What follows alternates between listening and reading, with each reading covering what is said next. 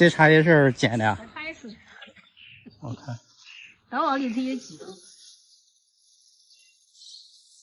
好像是红头长尾山雀的窝，看一下里面有几个。刚一个老奶奶給我的，真的是哦，都這麼大了，再有幾天就可以飛走了，太可惜了，被拽下來了，這家伙。看一下還有沒有？哎，裡面好像還有一隻，就4隻，確定的，就4隻小家伙，都這麼大了，感覺真的是挺可惜的。然後具體的情況我剛剛也過去了解了，老奶奶在山上摘茶葉，茶葉樹上面有一個窩，她開始以為是老鼠窩，就給它扯下來了，沒想到發現裡面是小鳥，於是她就把它給帶回來，看一下我要不要。這種鳥外號小熊貓，在我們這邊來說算是非常常見的鳥，冬天一群一群的，喜歡在別人樓頂上偷臘肉吃，挺可惜的，再過幾天就能學飛了。我們給它養大，然後放生吧。這個就是它們的窩。其實懂的人從材質上一眼就能看得出來是什麼鳥窩，但是老人家他們基本上都不懂，誤以為是老鼠窩，肯定是不認識的。先給它們餵點食物吧。這種小型鳥特別不耐扛，所以說一定要食物餵得比較勤一點。爬山實在是太大了，不然的話我都想給它帶回去，讓母鳥再餵幾天就可以飛走了，多省事兒。不管你人工怎麼餵養，野化和營養方面都不如母鳥養得好。所以說撿到學飛的幼鳥，一般沒有特殊情況的話，切記不要帶回家。這幾個小家伙我們先養着吧。小型鳥有一個優點，它成長的速度特別快，所以說放生的周期也會比較短，它野化也是比較快的。好了，希望它們都能健康長大。這4隻小家伙來我這裡的第4天，來的時候我當時就說非常可惜，如果再給他們幾天的時間，他們就可以學飛了。哎，可惜窩被人拆了，那也沒辦法。正常情況這麼大的時候，已經開始陸陸續續的從窩裡面飛走了。不過這種鳥實在是太小了，它們繁殖的速度很快，周期特別短，但是因為它們的塊頭實在太小了，所以說在食物鏈中它們也是最底端的存在。先不說了，給它們搞點吃的，因為我剛剛也出去了一趟，2-3個小時沒有給它們餵吃的。這有個家伙餓的都開始自己在啄食了，看來是真的餓了啊！不要着急，都有份兒。其實它每一次吃的不是特別多，但是餓得比較快。我基本上半個小時到1個小時之間都會給它們餵一次食物。好像就你沒吃吧？哎，這一下都吃飽了，你再來一口，多吃點才能早點長大。吃飽之後它們會變得特別安靜，而且它們喜歡擠在一起，好像有一種安全感。再試一下，看誰沒吃飽，再餵幾口，然後等到1個小時之後再給它們餵吃的。吃飽了，現在溫度也挺舒服的，所以它們吃飽之後擠在一起就喜歡睡覺，懶洋洋的感覺。這種鳥真的是太小了，所以其實它們在自然界中正常學飛之後，像這4隻能有2隻活下去就已經很不錯了。我想了一下，應該沒有任何一種鳥是它們可以欺負的，所以說它們只有被欺負的份兒。在很多鳥的眼中，它們和蟲子沒任何區別，而且飛行能力也不是特別強，飛得還比較慢。不繁殖的時候，它們都是一大群走在一起，不是特別怕人，經常在我家樓頂偷臘肉。還有就是我現在帶它們出來我都慌了，因為它們實在太小了，有的時候稍微飛一下你不注意都不知道它飛哪裡去的。剛說完，有一隻就準備飛了，是吧？飛到別人窗戶上面去了。倒不是我不放它，是現在把它們放的必死無疑。特別是這個家伙，每次出來都到處飛，直接飛上樹了。太小了，我都沒看到它飛到哪裡去了。在這裡發現它了，看，有一個麻雀飛過來了，估計想欺負它。太小了，實在是。我剛晃了一下樹，把麻雀給嚇跑了。哼，等它下來吧。啊，等了20多分鐘啊，這小兄弟終於飛下來了，掉到地上來了。走吧，跟我回去。等你再大一點，我把你們全部放到樹林去。現在你們就吃好喝好，早點長大就可以了。給這幾隻小可愛搞點食物。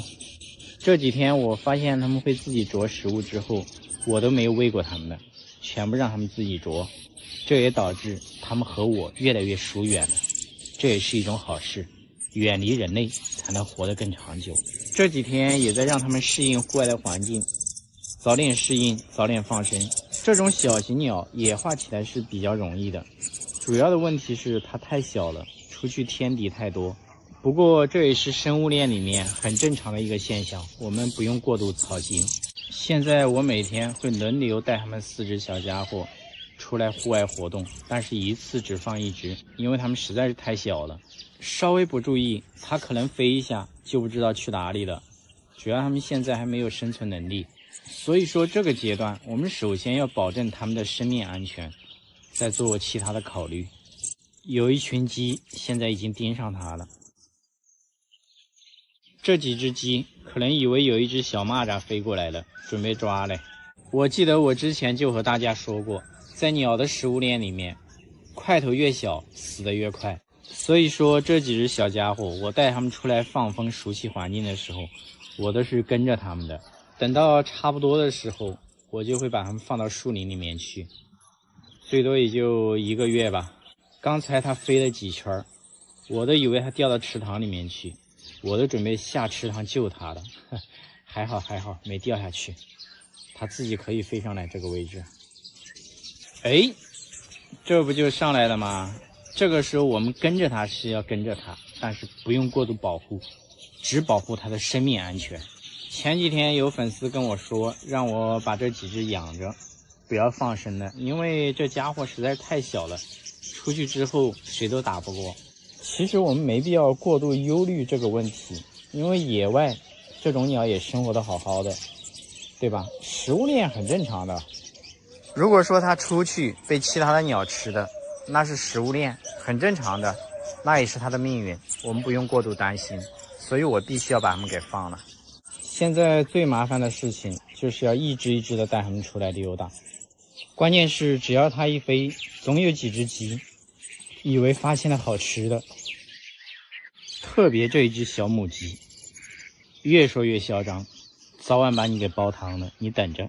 你們幾個趕緊早點獨立吧，到時候我就不用操心了，直接給你們放到山上去，再讓這個家伙自己溜達一圈，我在這裡看着，然後再換另外幾只，輪流出來玩吧，也只能這樣了，沒辦法。等他们幾個徹底會吃東西之後，我就幾天不和他們互動，不理他們，到時候他們就會很怕人。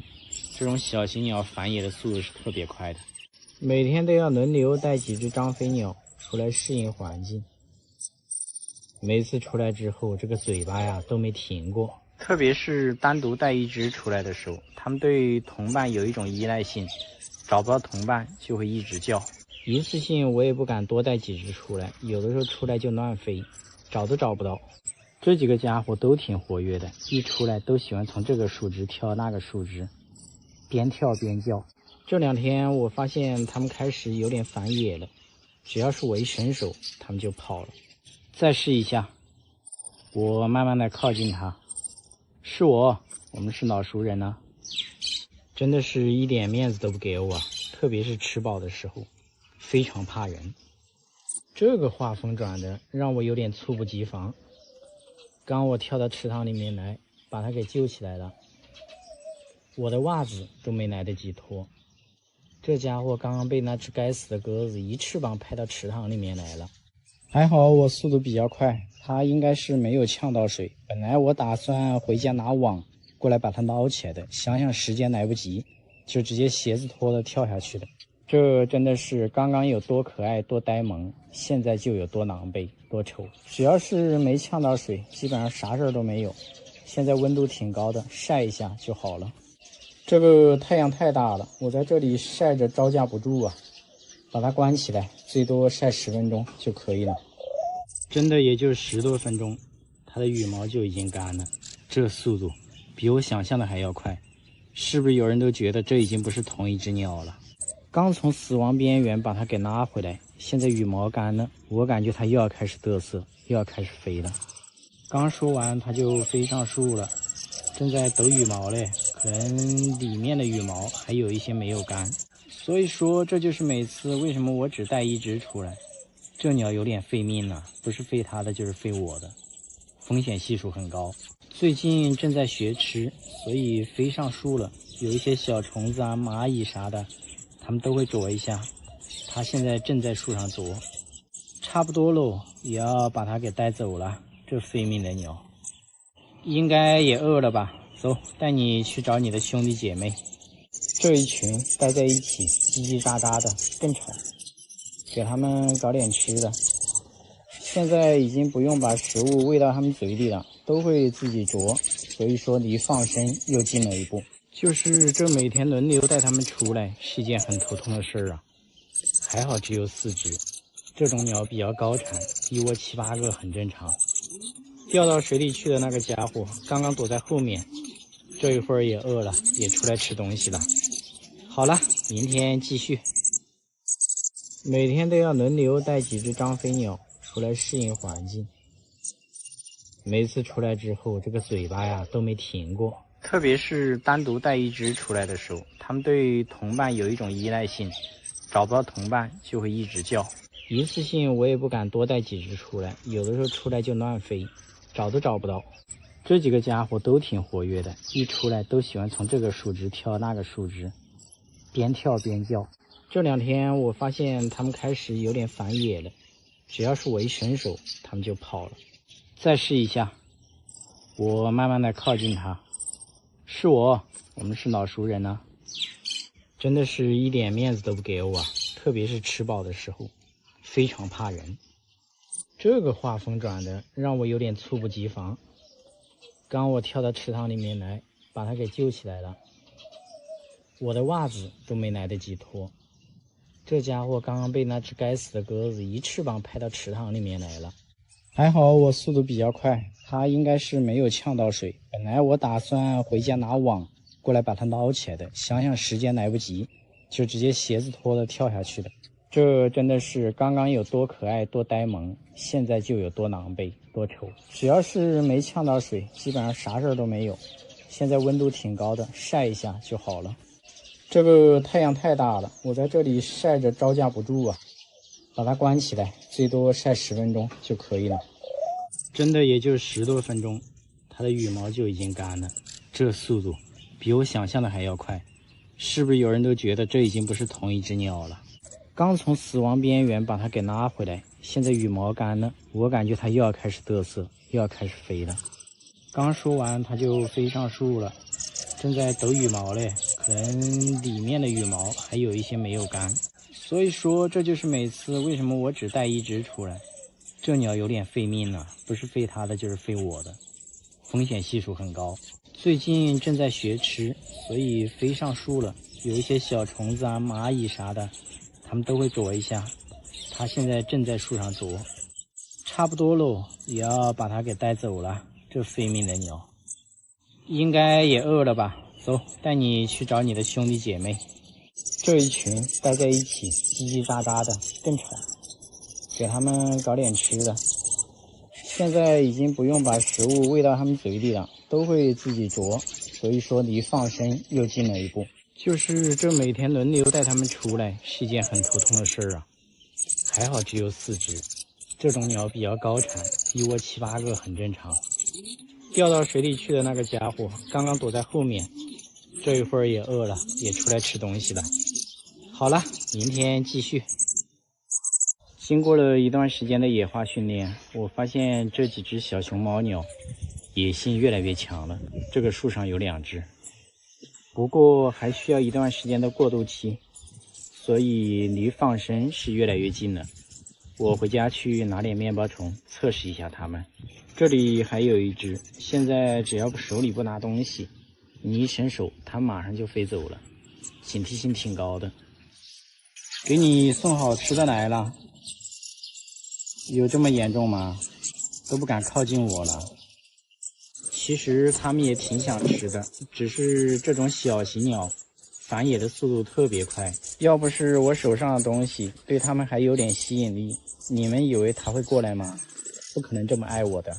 或許離別的日子越來越近了，我只是想多看它們2眼，不給我這個機會呀。所以今天我必須用面包蟲把它們給引誘下來，只為多看它們2眼。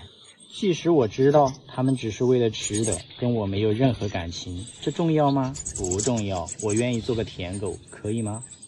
但是並沒有什麼好下場，这不，面包虫都被拐走了。不過也不重要，因為我的面包蟲多如牛毛，它帶走的不過是9牛上的一根毛尖尖，無所謂。再給他們搞一條面包蟲，看一下它現在這個狀態，特別想吃，但是又害怕。所以說，如果他們以後再也不回來，大家也不要覺得奇怪，是一個很正常的現象。終於又飛下來了一隻，在外面我也分不清他們4隻誰是誰，反正下來了就給他們搞點吃的。跑得可真快呀，一下都不願意停留。又騙了一隻過來了，這肯定又是另外一隻的，因為它們的飯量特別小，一條面包蟲一下就吃飽了。總之，最近他們的狀態是越來越好了，慢慢的就可以不用管他們了。天天帶他們幾個出來溜达，我也是操碎了心了。這一下終於要畢業了。前段時間村裡的一個老奶奶摘茶葉，不小心摘了一窩小熊貓鳥，於是就給我送過來了。這是剛拿回來，我養了4天的狀態，它們站在我手上特別乖。等它們開始學飛之後，慢慢的我一次只能帶1隻出來，因為它們實在是太小了，我擔心一次帶4隻飛出去不知道掉到哪裡去的。經過一段時間的戶外適應環境，加上野化訓練，它們的狀態越來越好了。慢慢的，灌木上的小蟲子它们都能抓得到了。它们的块头特別小，比較大的蟲子估計抓不到，像樹葉上面隱藏的小蟲子都是它們的最愛。所以它們每天出來之後也挺忙的，它們自己能找吃的之後，基本上我都沒怎麼餵過它們。這個階段它們還是挺親人的，只要看到我總想追過來問我要吃的，但是我發現它們已經有自己找食物的能力，所以基本上都不會餵它們。今天我覺得是和它們告別的日子了，就剩下3隻了，已經有2天沒有管它們了。看它們的狀態就知道特別怕我。另外一隻跟着一群小熊貓跑了，那一群裡面也有幾隻學飛的，跟它們大小差不多，應該能融入進去。這幾隻今天我決定帶到茶山附近給放生了，是不是很多人不解為什麼不放在家門口啊？因為最近有幾隻紅嘴藍鵲天天在家門口抓麻雀之類的，所以如果給它放到家門口，不出3天就沒了。茶山這附近全是灌木，小型鳥的天堂，食物也很好找，隱蔽起來也很方便。重點是這邊的紅嘴藍鵲特別少，所以說今天就把它們在這裡放生了。而且這個地方野生的小熊貓特別多，希望它們能融入進去。第一隻我還沒來得及多看一眼，它就飛上樹了，正在抓蟲子嘞。還有2隻，好了，你也可以走了。咋啦？這第3隻還捨不得我是吧？趕緊走，飛走了。這一棵大樹上我已經看到2隻了，然後它們現在自己找吃的，都沒啥問題了，所以說也不用擔心。自由自在的感覺是真好啊！看它們在大樹上飛得多開心。樹頂上還有1隻，我給它們準備的蟲子完全用不上了，根本都不理我。那就祝福它們以後會活得好好的，不要被其他的中大型鳥給吃了。我也該帶着我空空如也的籠子回去了。是不是很多人都想問以後還有沒有再相遇的機會？不會的，這裡的山面積特別大，它們又那麼小，誰知道下一次它們去哪裡了？不相遇也挺好的，祝福他們吧。前幾天朋友送了我一只異色的科爾鴨，結果回來之後每天晚上從12點叫到早上6、7點。隔壁的好幾家鄰居因為睡不着覺，都要飛奔過來打我。於是我就讓網友給我出意見，結果就有人把做鴨子的配方都給我發過來了。還有一個更過分的，讓我去城裡給隔壁的鄰居買一套房，讓他搬走。哎，你們這幫小伙子實在是太壞了。最後還是我自己解決的。今天的天氣特別的熱，正好有時間，我決定帶這只小鴨子去大山裡面游個泳。我猜它這一輩子還沒有出去游泳。走吧，我們現在出發。把這只愛叫的科爾鴨和豆芽都拿出來了。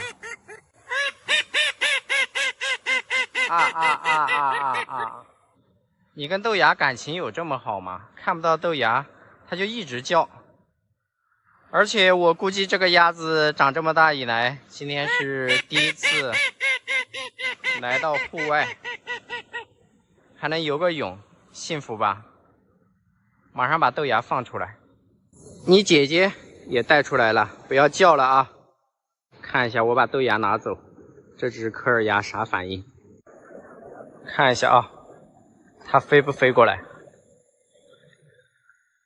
我來了！哎呦，飛行能力不行吶！來，把豆芽放地上。它馬上就追過來了，這感情真是好。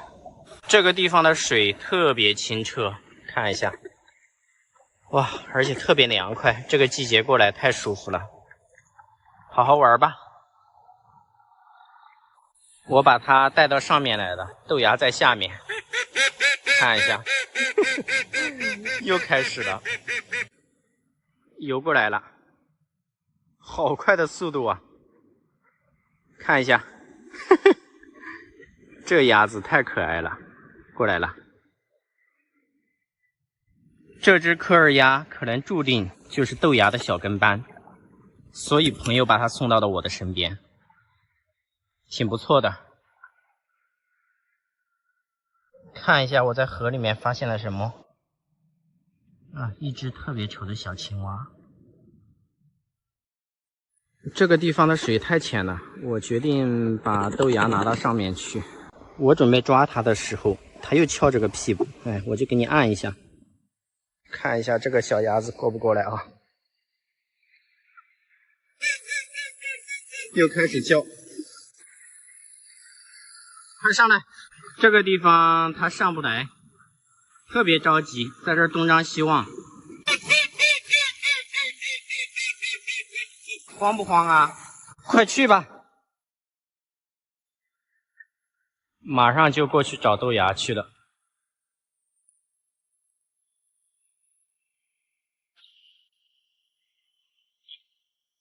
玩得真開心，這兩個小家伙。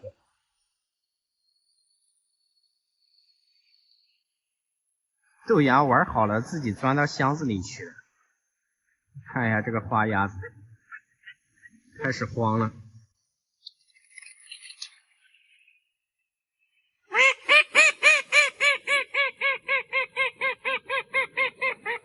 它到處看，也沒發現豆芽，它就一直叫。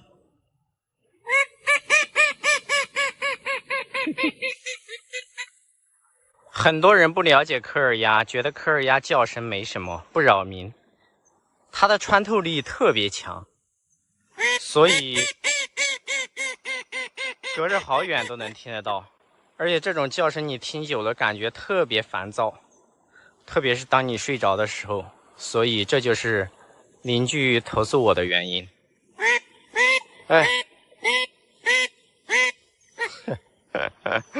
不過我現在聽着還好，我沒什麼感覺。隔壁的摳仔把鳥哥也帶過來了，現在3個鴨子，讓他們一起玩一會兒。之前我說科爾鴨公鴨子的顏值比母鴨子的顏值低，現在放在一起，前面2個都是母鴨子，後面的是公鴨子，你們看一下這個顏值。不過也感覺差不多嘞。今天主要是帶這只花鴨子過來游泳，鴨生第一次來到野外游泳，真不容易。好，差不多可以回去了。哎，这个抠仔又想欺负豆芽，来过来。